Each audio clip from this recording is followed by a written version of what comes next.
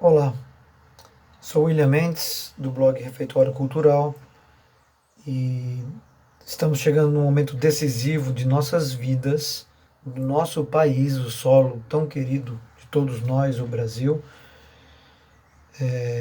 E aqui eu apresento mais uma reflexão, como as outras que fiz nos últimos dias, com relação Lula ou Bolsonaro. Qual decisão nós, povo brasileiro, vamos tomar dia 30 de outubro? Eleger Lula presidente do Brasil é uma tarefa civilizatória de todas as pessoas no país que ainda não abraçaram o mal em todas as suas formas e significações em nosso cotidiano de vida e no lugar geográfico onde vivemos. Essa é um pouco da ideia desse rascunho que eu fiz sobre esse momento tão decisivo em nossas vidas. Nosso país tem mais de 200 milhões de pessoas. É um dos maiores países do planeta, que tem aí cerca de 200 países. São eleitores mais de 156 milhões de pessoas. É uma das maiores eleições do mundo em termos de processos de consulta popular. Em poucos dias vamos decidir quem vai ser o presidente do Brasil, Lula ou Bolsonaro. Eu não gosto de ser obrigado, nem eu, nem vocês, de sermos obrigados a escolher uma de duas opções. Ninguém gosta desse tipo de coisa. O mundo não deveria ser bipolar, preto ou branco, quente ou frio, né? Existem muitos tons entre uma cor e outra, né? Muitos comportamentos entre uma forma de ver o mundo e outro, né? Não deveria estar para nós colocado Lula ou Bolsonaro. Só que essa é a nossa realidade material, histórica, no dia 30 de outubro. E isso é de um peso muito importante. O que vamos decidir no dia 30 de outubro é o que vai acontecer com a nossa vida após o resultado no fim daquele domingo, no fim do dia. O que está em jogo é o nosso meio ambiente. O meio ambiente que eu falo no sentido lato. É o que vai acontecer com as nossas vidas aqui onde eu moro, onde vocês moram. No local onde vocês vão trabalhar ou estudar ou professar a fé de vocês, né, de cada um de nós, as relações familiares, a forma como somos tratados pelas autoridades públicas, pelos donos do capital, tudo isso está em jogo no dia 30 de outubro. Onde vivemos, a terra, o chão, esse lugar com os biomas, porque aqui onde moramos, eu que estou em Osasco, São Paulo, tem aqui na região sudeste um peso muito grande dos efeitos do que acontece em todo o bioma amazônico, que abrange aí um monte de países, é uma região onde produz umidade que vem em forma de correntes de umidade pelos céus e traz águas e chuvas para nós aqui no Sudeste e Sul. Né? Afetar o Pantanal, destruiu todo o bioma dos nossos 8 mil quilômetros de litoral. Tudo isso tem um peso enorme nas nossas vidas, independente dos 5.570 municípios onde a gente vive. Tudo isso vai estar em discussão. Eleger Lula significa o inverso, o oposto de eleger Bolsonaro em relação aos biomas, ao meio ambiente, à natureza, à nossa perspectiva de vida. Uma coisa que eu coloco nesse texto que está embasando esse vídeo os lugares onde nós vivemos, as nossas propriedades, os nossos registros em cartório de imóveis, né, não impede, não separa o ar que a gente respira, a água que a gente tem ou não tem, boa ou maltratada, né?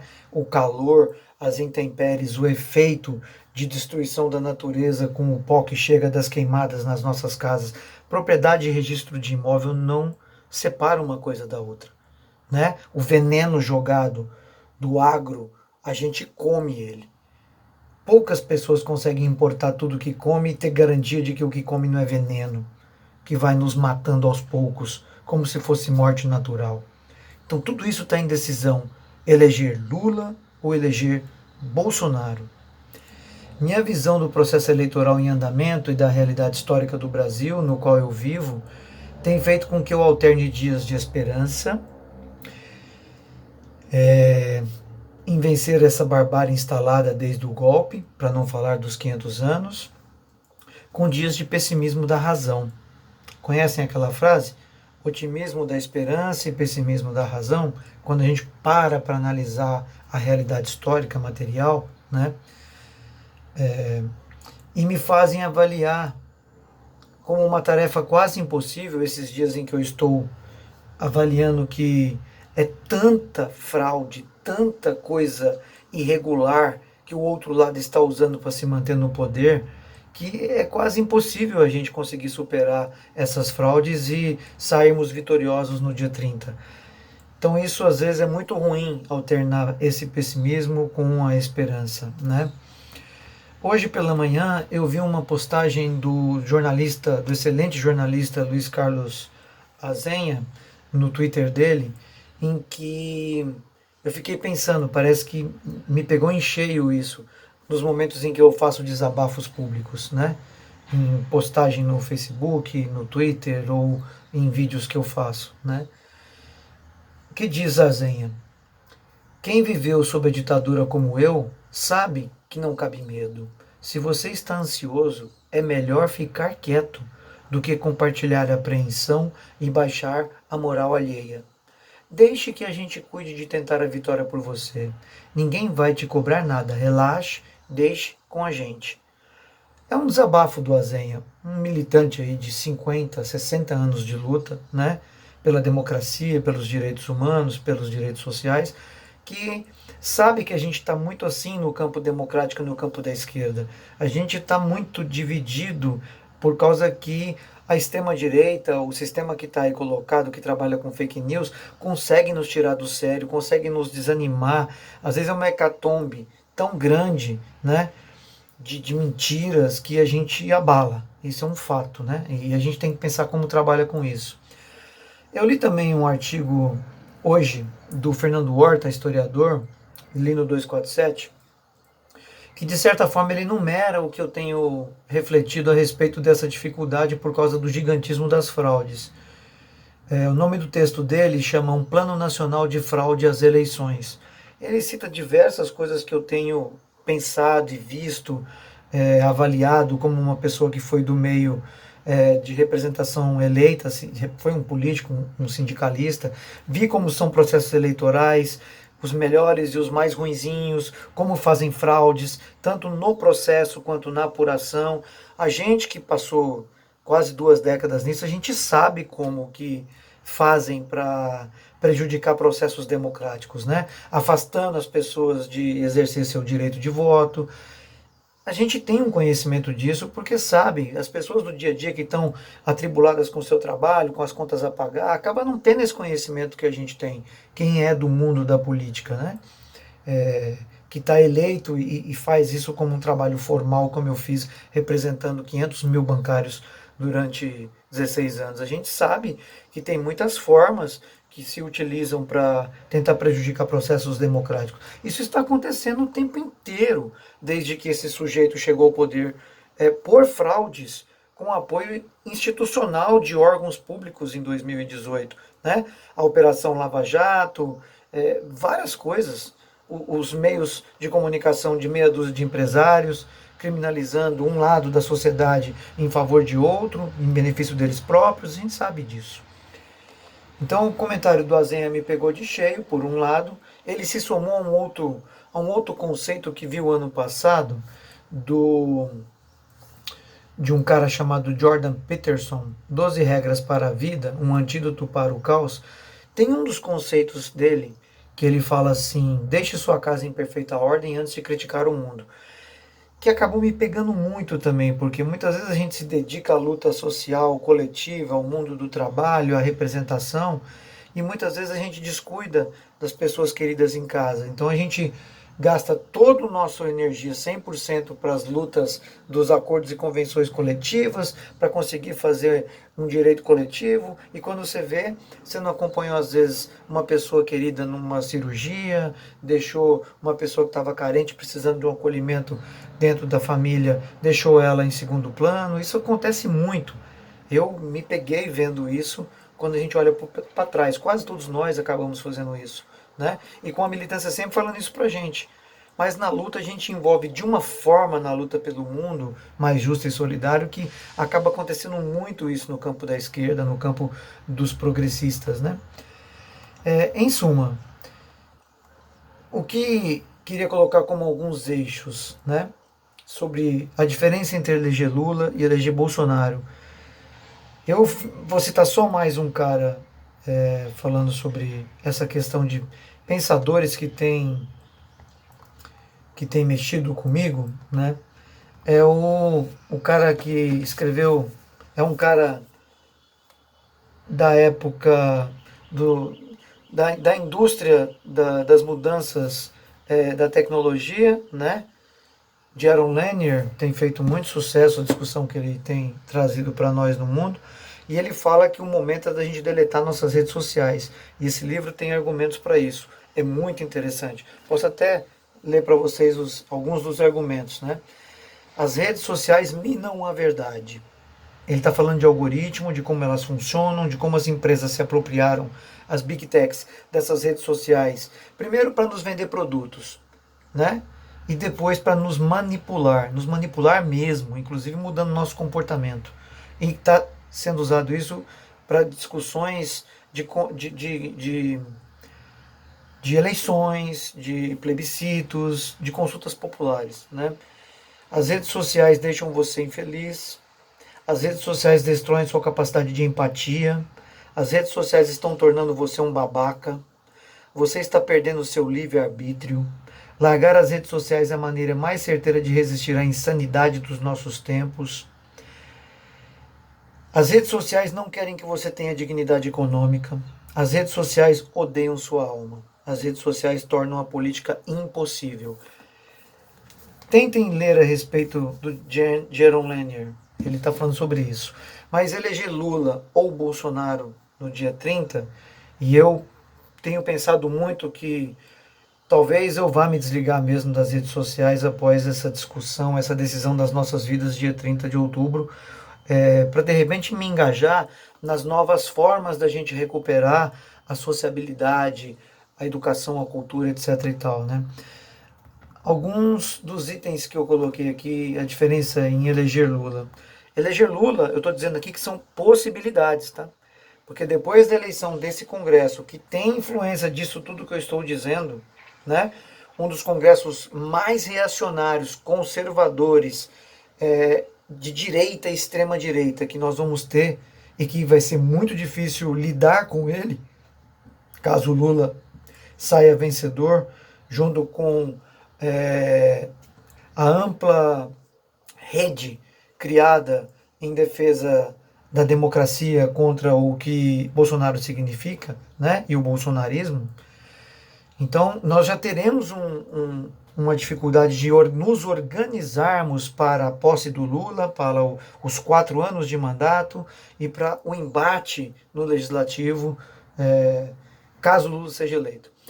Eleger Lula é a possibilidade de continuar lutando pela manutenção do Banco do Brasil. Eu sou da comunidade Banco do Brasil, da Caixa Econômica Federal, da Petrobras, né, do BNDES, do BNB, do BASA, né, das empresas públicas que ainda resistem, dos Correios, né, para que a gente possa, com essa frente ampla, tentar manter essas empresas públicas funcionais e a serviço do Brasil e do povo, com a importância que elas têm, né?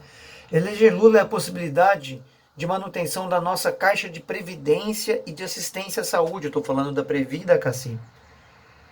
Privatizar o Banco do Brasil significa provavelmente essas 200 mil vidas da comunidade BB sem direitos ou com restrições severas aos seus direitos de manutenção na vida até o fim da da sua aposentadoria nas próximas décadas e de ter um acolhimento em saúde com os planos que só uma parte da população tem, cerca de 20%, né?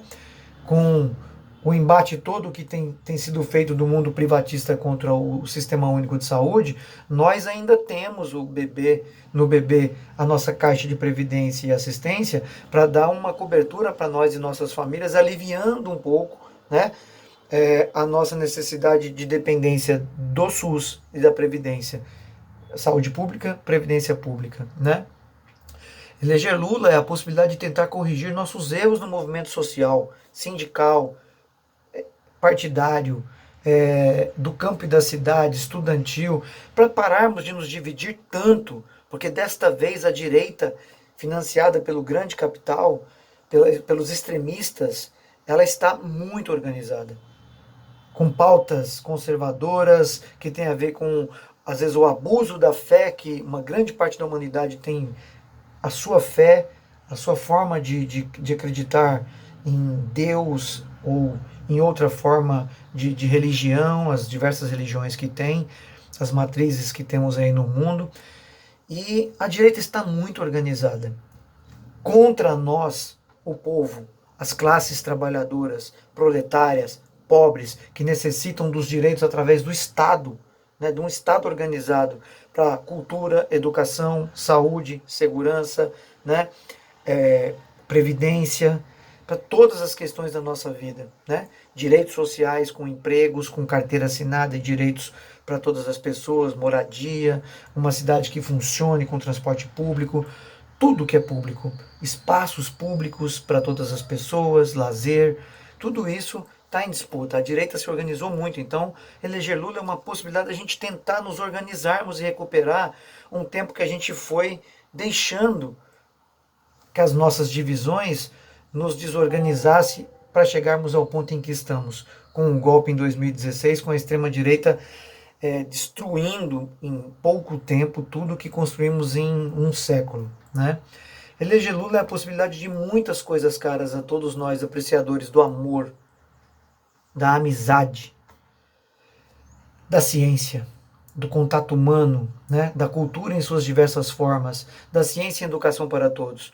Isso não está claro para todos vocês o que significa Bolsonaro e o bolsonarismo odiento, raivoso, violento, e o que significa Lula e todo mundo que está nessa frente ampla em defesa da civilidade, da democracia, de uma chance para nós todos no Brasil, de paz e não de guerra? Não está claro isso. Então não se enganem por mentiras em milhões diariamente, né? A eleição de Lula significa a chance de um mundo que vai respirar melhor, que vai ter seus biomas preservados, pelo menos na disputa com os liberais mais clássicos, não extremistas, fascistas, nazistas e outros grupamentos autoritários, totalitários. É isso. Finalizo dizendo: vamos com fé na humanidade, com fé na ciência, na educação, na alteridade, na perspectiva de oportunidade para todos, na perspectiva de recuperar a nossa possibilidade de relações com amigos, com familiar, com conhecidos, com estranhos, mas que nos tratem respeitando a opinião que temos uns dos outros. Temos uma obrigação moral e ética, todos nós que temos 40 anos para frente, mais que 40 anos, 50, 60, 70. Nós vimos todos os anos de governo Lula, 2003, 5, 7, 9, 11, 12, Lula e Dilma, nunca teve nada dessas mentiras.